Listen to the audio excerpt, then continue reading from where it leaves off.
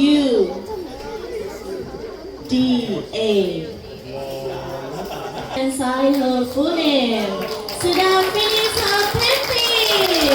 If you want to support Suda, please contact me. 1,500 baht for one painting. If you buy the painting, you can. Anh nào cũng chỉ bỏ trong lá là. Ô, nhưng hay thôi. Anh nào hay là chỉ là nó thải nè. So beautiful. Ô, nó đông trốn đông có video. Dạ. Bà chip qua. Nếu mà nếu không hay là anh nhớ là có nhẹ sau đông bè, nhớ là có nhẹ chứ. Có nhẹ. Cái tụi xịt tớ là vô tà với xịt tớ là. Ô, nó có tao. Ai tao mang to gọi là ti lồng thế bỏ rồng sợ ai tao mang lại nó không tiêu.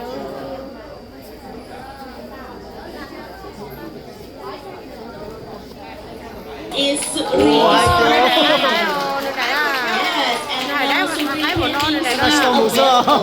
Surya painting still available. Này đúng không tiền này là này là hơi nhỏ này tao là hơi chỉ này nó. Ô, sáng ca mù sơ. Trong câu chấp đầu này nó.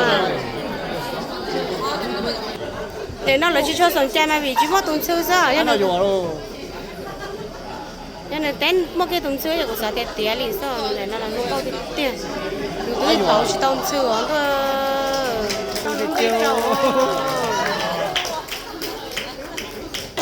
Surya painting. Thank you so much for your support. Now all the painting are sold out already. All the painting are sold out already. Thank you very much. Finish her painting.